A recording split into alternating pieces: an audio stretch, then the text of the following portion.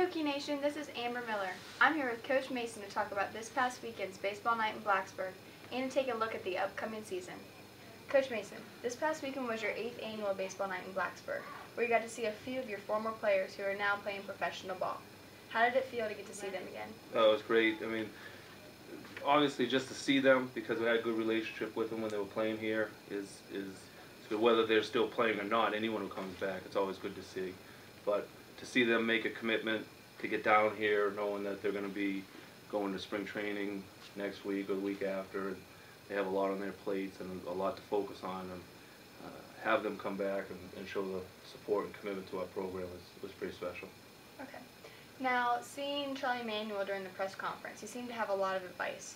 Did you get a chance to get any pointers for him for the upcoming season? I wish I had brought a pen and paper around with him. He came in Friday, and we spent really a good portion of Friday night together, and then basically all day Saturday and Saturday night together, and everything he said was worthy of writing down or remembering. So I don't know if anything, one thing in particular, but there was a lot of good advice, a lot of good stuff he talked about, both with about hitting or our players in general and managing. So he offered a lot. Our staff took a lot from it. Our players took a lot from it. And, some of the stuff is what we do anyway, so it's always good to hear that as well. Right, okay. Now, you're only 4 short days away from the start of your season.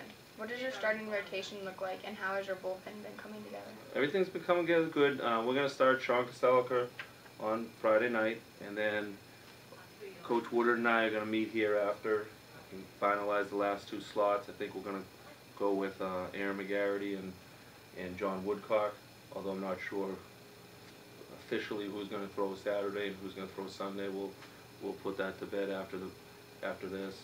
And the bullpen looks really good because we had a lot of strong candidates to start as well, on top of having Luke Scherzer return, who was our closer last year, Sean Kennedy, who also pitched very effectively out of the pen last year. We got Kit Sheets, we got a couple freshmen such as Patrick Naughton, Joey Sullivan, Chris Monaco, who have been throwing the ball really well preseason, Alex Perez.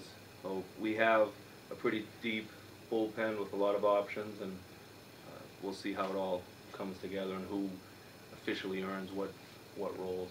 Now, referring back to what you said about those seniors, after losing some of those key players, do you feel comfortable with the incoming guys fulfilling their spots on the roster? Yeah, well, one of the things that we were fortunate about this year was not losing too many guys. Although the guys we lost were very valuable, we didn't lose too many. We only really lost 3 guys, and Brad Markey and Tanner McIntyre on the mound, and we lost Mark Zagunis in our lineup.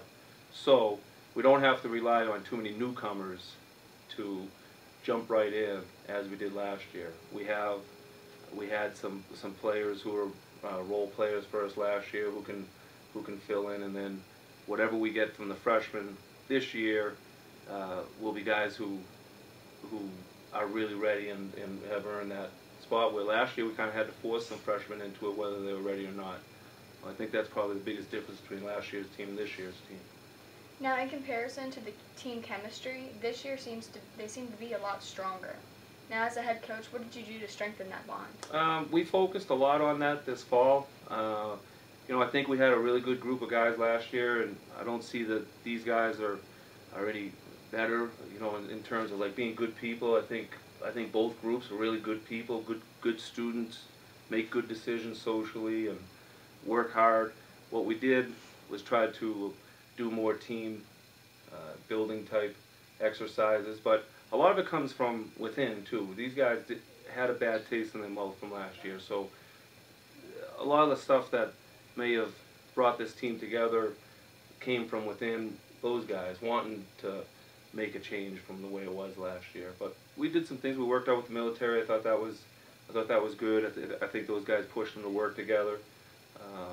And our 19 Ways events are always good to bring the guys together. And then one of the fun things we did this fall was we rented out a paintball facility and went over and played as a team. So we tried to do things like that sort of forced them to come together as a family a little bit more.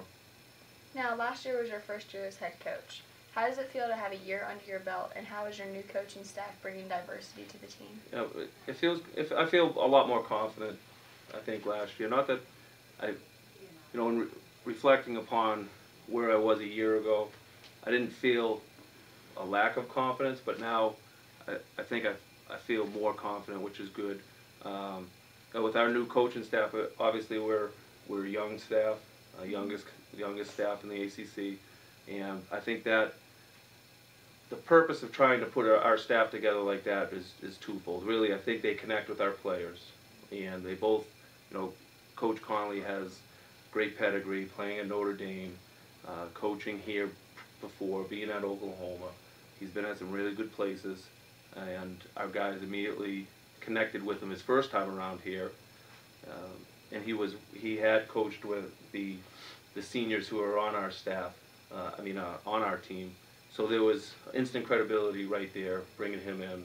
And also those guys are going to make an impact recruiting, because I think that they connect better and quicker with high school kids, especially with how quickly these generations are changing, and staying current with things that high school kids are doing is tough to do, and those guys have a great job of doing it. And Coach Woodard is in his second year, had a good year last year with a tough young staff, to take over, and his recruiting has already paid immediate dividends in what we're doing in our 15 and 16 and 17 class, being nationally ranked recruiting classes, and then Coach Price getting out of pro ball, he brings that perspective. He was in AAA last year. That's where all our guys want to go. They all want to play pro ball. They all want to make it to the big league. So I want the dream. He can hold that conversation with those players. He can be a good soundboard and offer good advice as to what to expect when our guys move on,